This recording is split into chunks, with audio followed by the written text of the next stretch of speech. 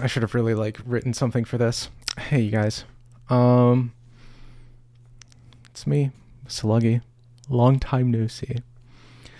For some of you, this may be the first time you ever see me. I don't even know if anybody's going to see or watch this. Um, but I feel like I felt like this was a video that I had to make. Um, I kind of just dropped off the face of the earth, and not a lot of people really know what I'm doing, what I have been doing, and I've gotten occasional messages asking, how things are going, if there's any new music coming out, and the short answer is yes. The long answer is yes, but not under Slug. I apologize for the Windows notification sound. I don't want to retake that.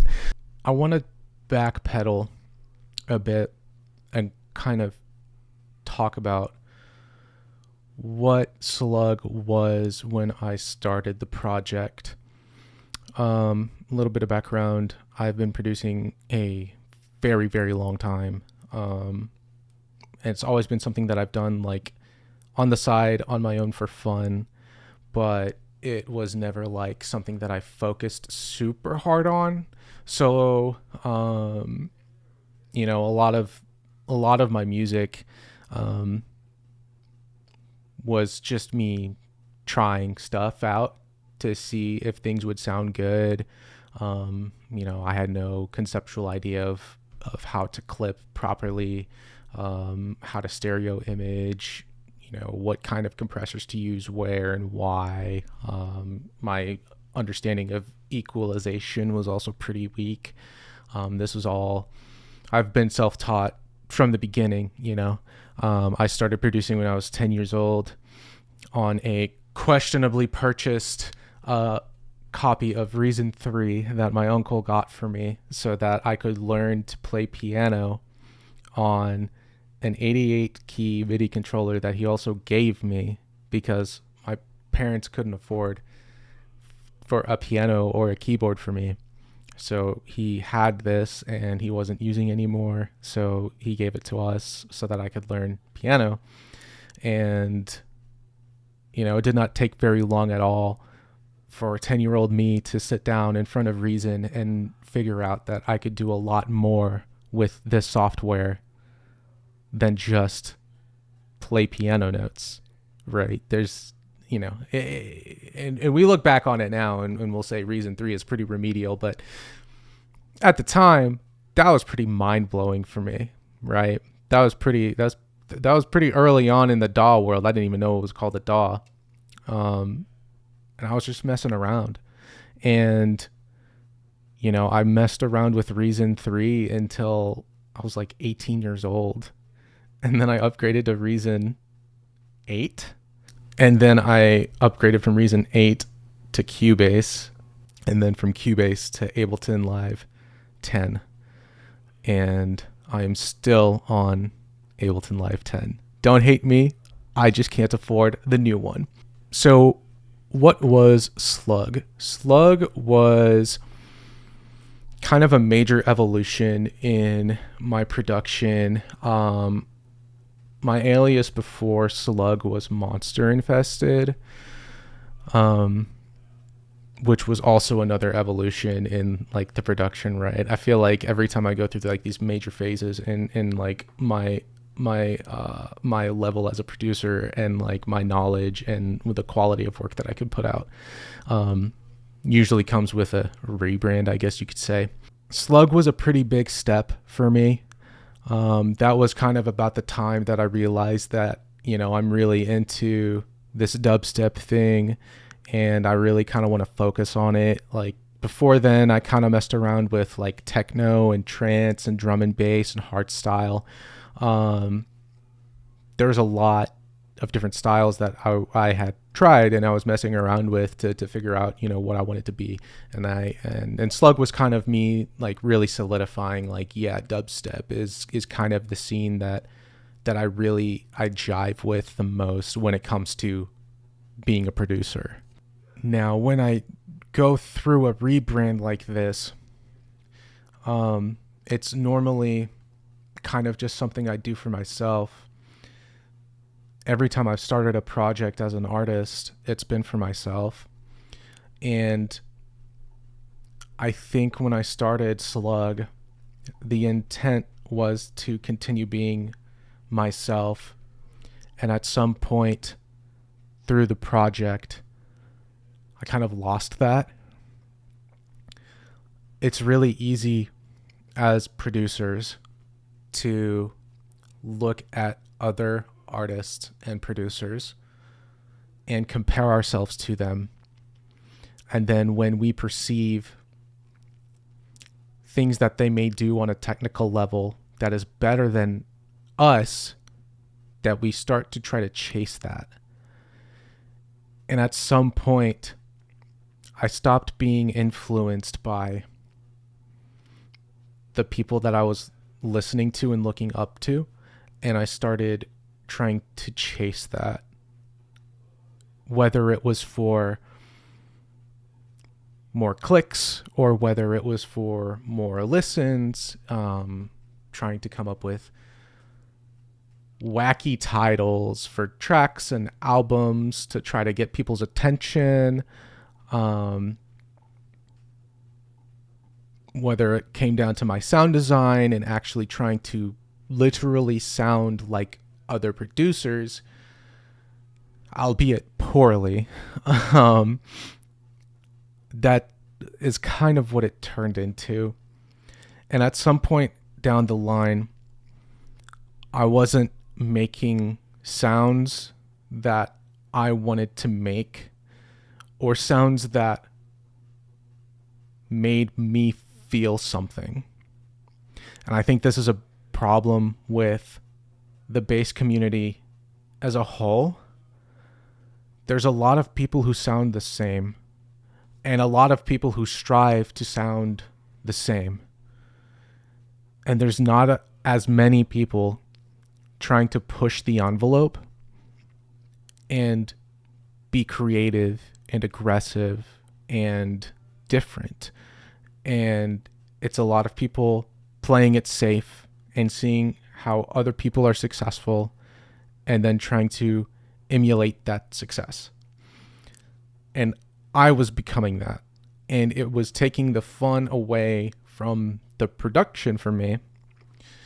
So I kind of stopped producing at all for like a solid year. I didn't have anything that I wrote. And it really sucked because when I started producing at 10 years old, I didn't know what a wavetable synth was. I just knew that Maelstrom made some cool sounds. I didn't know what an EQ was.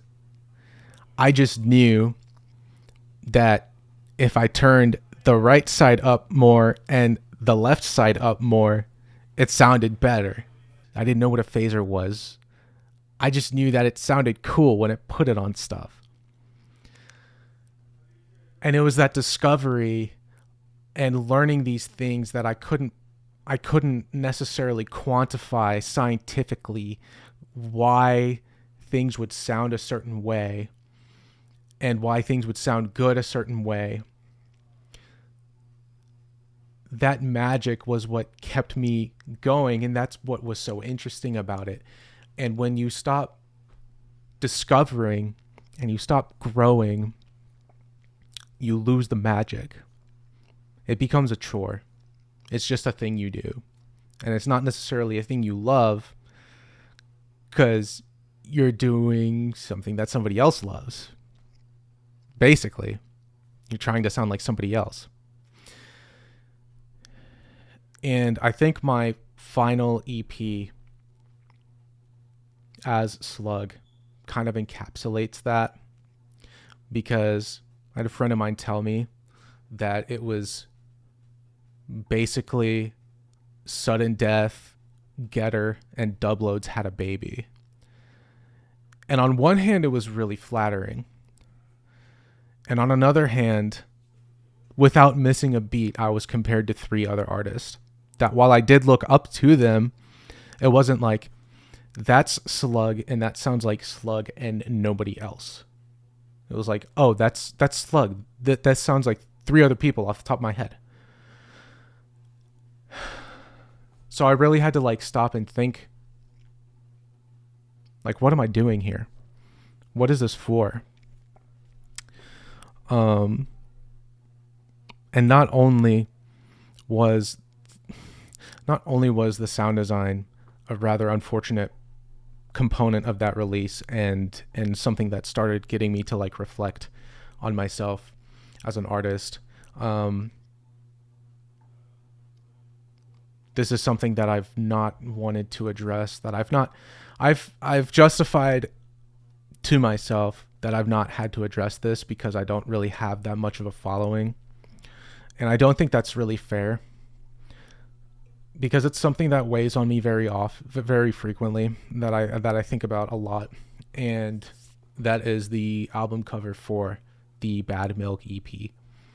And if you've seen the album cover, if you are familiar with my work at all, and if you've seen that EP and the album cover, then you probably clocked very easily that the album cover was partially generated by AI. I would say largely generated by AI. It was the backdrop for the cover. There was a pint of milk with a facial expression looming over a city in ruin. And I did not know how to animate this. I could not afford a graphic artist. And I was somebody who has always, and for the foreseeable future, unless something drastic changes, but I've always done my album art for all of my work. And I saw generative AI at the time as a tool that I could use to create a higher quality cover. It was pretty early on in the discussion, and I was not educated on the environmental impact of artificial intelligence, namely generative AI. And I also was not educated on how these models are trained and how the art is formed. My position has since changed, and I look back on my decision to essentially take a shortcut with great regret. And I apologize deeply to the art community. While it has minimal impact, again, I'm not a large artist with a large following. There were people that looked up to me, maybe maybe very few, but for me to do that, I feel like I set a bad example to the small number of people that I had any reach to. And I'm sure that number is way lower now, but I regret that decision. And given what Slug was supposed to be, given the questionable decisions that I've made, and the loss of attention to passion, the reason that I made music in the first place, I kind of wanted to get away from Sluggy. I kind of didn't want to be associated with that alias. I am not proud of what Sluggy turned into. And I've been avoiding making any sort of post or announcement about this. But I don't think that that's fair. I don't think that's fair to the small number of people that, followed my releases, whether that be my neurofunk mixes, which popped off kind of crazy. I did not expect them to do nearly as well as they did. So, I'm so glad you guys liked it. Both of them, really. But even the people who actually have had like conversations with me and like told me how much they like my music, like, thank you so much for the support over the years. You guys are awesome. It is not fair to just vanish and not explain why and what has happened and is happening. So to loop back to the beginning, am I releasing new music? Yes, I am. I am starting a new project, and the focus on this project is going to be sound design. The focus of this project is going to be making music that sounds good to me. And I hope it will sound good to others too, but I need to be myself. I don't want to be Getter and Sudden Death and Dubloads and Jicky and Odd Prophet and Mad Dubs. These are all great artists. These are artists I look up to. I have great respect for them and their craft, and I think they're incredibly talented producers. It is time for me to be me. The new alias that I am launching is Sick Habit. You may or may not have seen it. I haven't announced it. This is the announcement. I will be releasing my music on SoundCloud and YouTube pretty exclusively. I did create a new YouTube channel for this. I did create a new SoundCloud account for this. I created all sorts of things for the account, and I will link those below if you feel so inclined to follow me on my journey there. Then I would appreciate it. But if you don't want to, I absolutely understand. I don't know where this journey will take me. I don't know if I will remain as a dubstep artist exclusively. I don't know if I might go back and try more drum and bass or hardstyle or some of those other genres that I've tried before. I might try to incorporate those into like the rhythm thing that I'm doing now. We might try to switch it up. But I'm going back to creativity. I'm going back and finding my sound, and I just wanted to say goodbye to anyone who followed and supported me through the years as Genesis and Monster Infested and Slug. You guys rock. And I thank you so much for the support. You guys have helped me through a lot and have taught me a lot. And I'm sorry that I let you down. And I'm sorry that I disappeared. But I hope that if you decide to join me and continue following me through these next steps of wherever this journey takes me, I hope to make you proud. I hope you like the tunes, and I hope that I can show you something amazing. So, for the final time, I will sign off as Sluggy. Until next time, I love you all. Have a good one.